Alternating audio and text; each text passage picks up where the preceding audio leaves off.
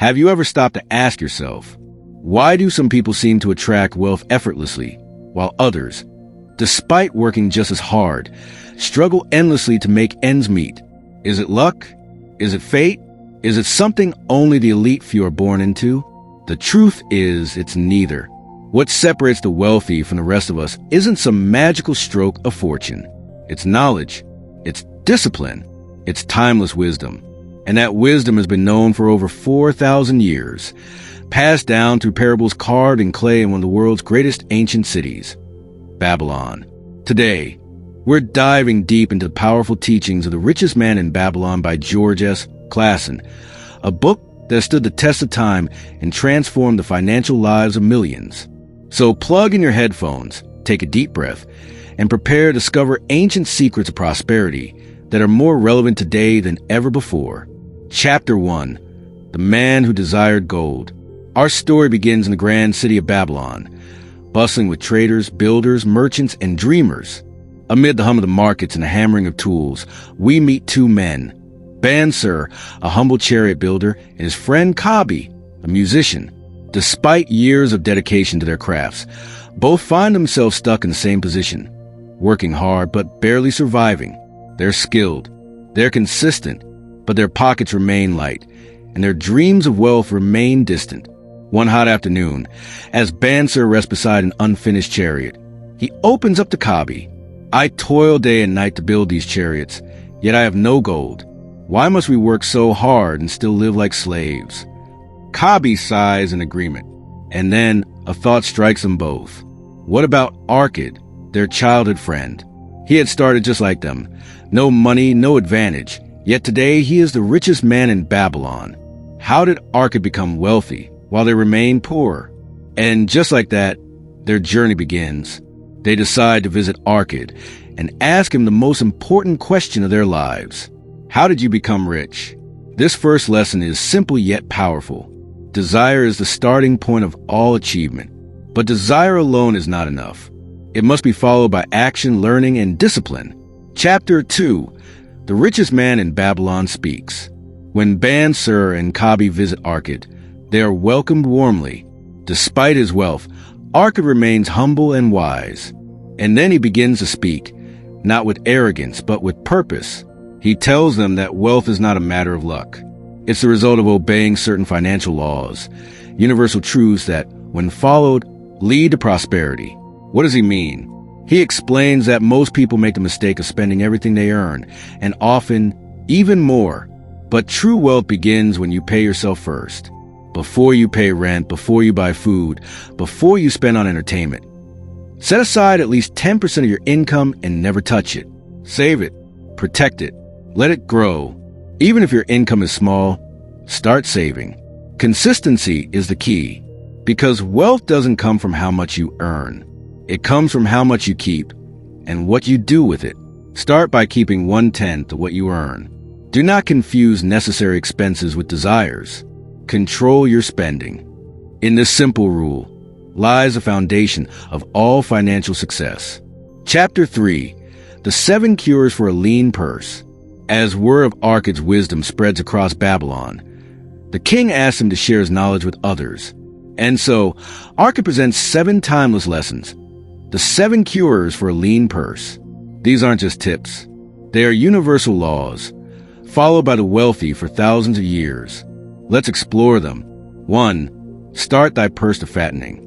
Save at least 10% of all you earn. It doesn't matter how much you make. What matters is that you begin to save. 2. Control thy expenditures. We all have wants, but not all are necessary.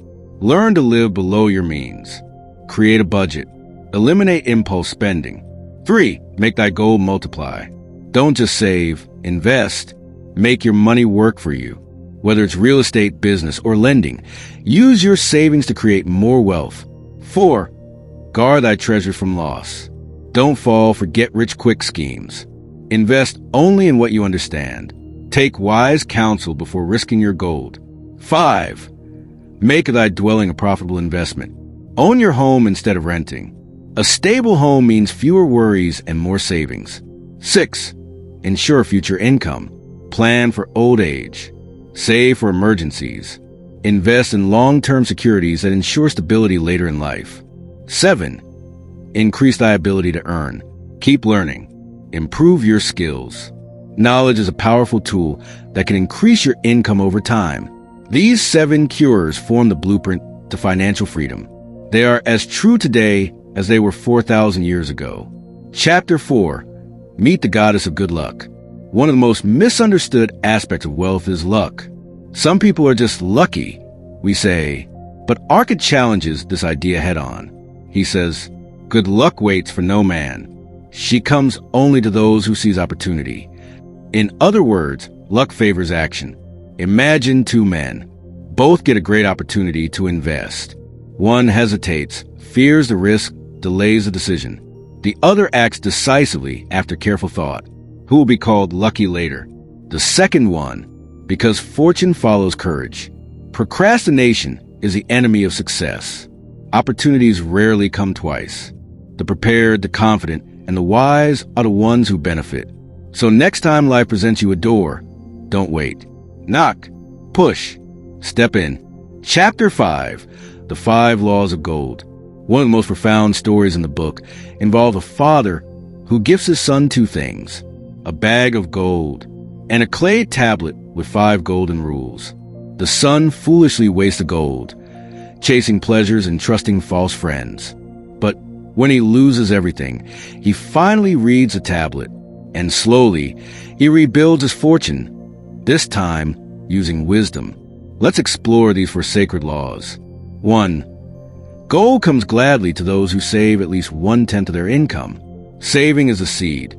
Without it, there is no harvest. 2. Gold works diligently for the wise owner who invests it. Money must flow. Let it work for you, not sit idle. 3. Gold clings to the cautious owner who seeks sound advice. Never invest blindly. Listen to those with experience and success. 4. Gold slips away from those who invest in things they don't understand. Curiosity without caution is dangerous. Never risk your savings on wild guesses. Final lesson. Wealth is a mindset, not a coin. As our journey through ancient Babylon comes to an end, one truth becomes clear. Wealth is not just about money. It's about mindset. It's about the decisions you make every day. To save instead of spend. To act instead of delay. To learn instead of complain. To grow instead of stay stuck. Arcad, Bansir, Kabi, they were not different from you and me. They had doubts. They had failures. But what they had more than anything was the courage to learn and apply that learning. And now, you have the same opportunity. Your journey starts today. You've just heard the timeless wisdom of Babylon. These aren't fairy tales. They are tested truths passed down for thousands of years. Thank you for listening to this audiobook-style summary. If this video inspired you, please comment your favorite lesson, and share it with someone who needs this wisdom today. Subscribe to the channel for more timeless knowledge that transforms your life, one story at a time. Until next time, stay wise, stay wealthy,